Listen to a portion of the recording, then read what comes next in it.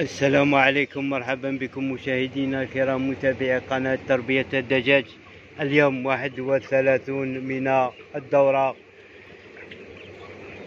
في هذا اليوم رانا نعالجو فيه من الإنفلونزا. البارحة اكتشفت باللي راه فيه العطاس والشخير، وبعد ما فحصنا الطيور يعني باش نتأكدوا، ومشينا نشوفوا الفضلات نتاعو. لقينا الفضلات خضراء يعني جارية، وايضا لونها اخضر وفيه الابيض يعني جاف. هذا البياض يعني تاع الجير، وهذا الاخضر. في حالة ما اذا كان هناك سموم او اصابة باللون والاصابة بالإنفلونزا يكون الفضلات خضراء. رحنا جبنا الدواء من عند البيطري، جبنا تيروزين. هذا دواء فعال ضد كاع الامراض اللي تصيب الجهاز التنفسي، سواء مايكوبلازما او برونشيت او انفلونزا، ولا قدر الله يعني تكون اصابه خفيفه بالعشناف في بدايتها. العلاج بهذا التيروزين يبعد علينا هذا المرض. ايضا اضافه الى التيروزين جبنا كوليستين. الكوليستين يعني هو ايضا مضاد حيوي، والفيتامين سي اللي ما نستغناوش عليه. الحالة العامة يعني راهي مليحة الحمد لله. اليوم قمت بعملية الوزن، ولقيت طيور 5 طيور مختلفة الحجم، فيها 8 كيلو يعني متوسط. لقيت كيلو و600 في المتوسط، ما شاء الله يعني راه خادم، راه في المستوى الحمد لله. حسبت كمية الأكل اللي كلاها خلال هذه الشهر، كلا 97 قنطار. ضربتها في 100,000 اللي هو عدد الجرامات في القنطار الواحد، وقسمتها على 4000 اللي هو عدد الطيور، فأعطتني 2 كيلو و425 جرام. هذه كلاها الطائر الواحد 2425 جرام، قسمها 5 ونضربها في 3 أعطتني 1455 يعني قريب كيلو ورطل. هذا المتوسط يعني اللي على حساب الأكل.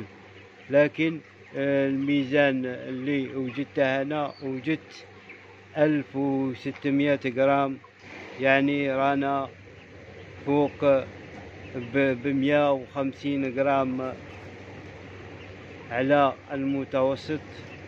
الحمد لله يعني هذه نتائج جيدة.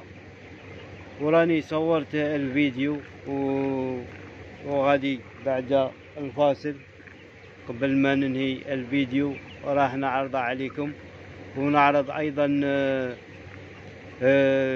صورت الادوية.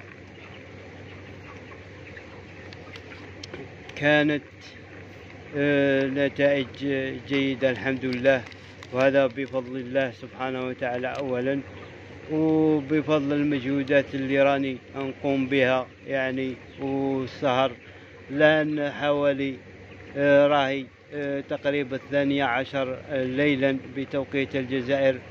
الرطوبة راهي مرتفعة برا، درجة الحرارة ما حبتش تهبط، راهي 25 24، راهي 24.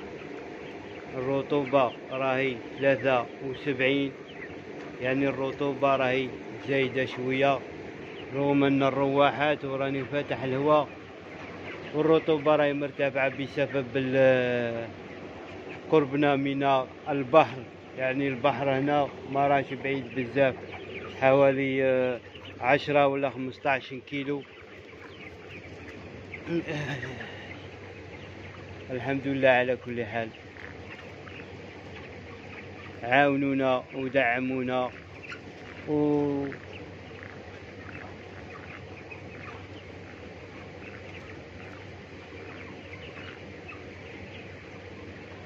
ونتلاقاو ان شاء الله في فيديو قادم غدا ان شاء الله، نواصل معكم هذه الدورة. وما تنساوش التهوية ونظام الحرارة المنتظم وجفاف الفرش والنظافة، نظافة المياه والشرابيات والتعقيم مرة على مرة، على خاطر أنا في موسم صعيب. أنا في موسم الخريف، يعني في نهاية الخريف هذا تكثر به الفيروسات.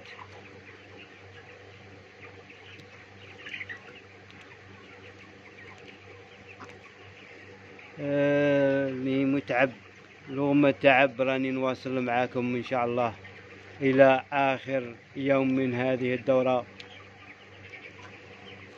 وما تنساوش تدعمونا بالاشتراك والإعجاب للفيديو، هكا باش نواصلوا معاكم في كل جديد ومعلومات جديدة.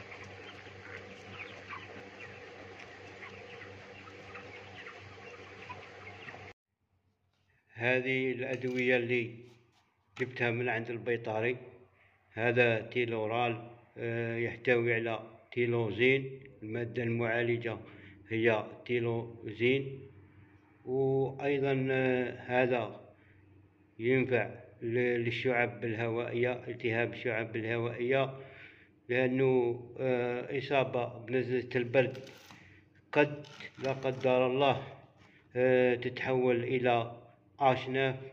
على هذيك فضلت أنه يكون الدواء أجنبي، ومادة تيلوزين مادة فعالة ضد كل الالتهابات اللي تصيب الجهاز التنفسي، كما الميكوبلازما، الكوريزا، حتى البرونشيت. وأيضا إذا كان هناك بداية لظهور الأشناف والإنفلونزا تقضي عليها تيلوزين فعال، يشرب 3 أيام ويشفى خلال 6 أيام، يكون خلاص انتهى من المرض. هذا ميليكولي، هذا كوليستين أيضا أجنبي مستورد من فرنسا. وهذا اللي دايما ما نستغناش عليه، اللي هو الفيتامين سي، اسمه نوتريفيت سي. هذا باش هذه طيور راهي مختلفة الأشكال، عطاتنا 8 كيلو. هذه 5 طيور مختلفة الحجم، ماهيش من نفس الحجم. عطاتنا 8 كيلو. دوك نحسبو صافي الوزن تاعها ونشوفو. كما لاحظتوا الأوزان في الفيديو والعلاجات وكلش، ما بقى لنا إلا نقول لكم تبقوا على خير، وما تنسوناش من دعائكم. بارك الله فيكم ودمتم في رعاية الله، والسلام عليكم ورحمة الله وبركاته.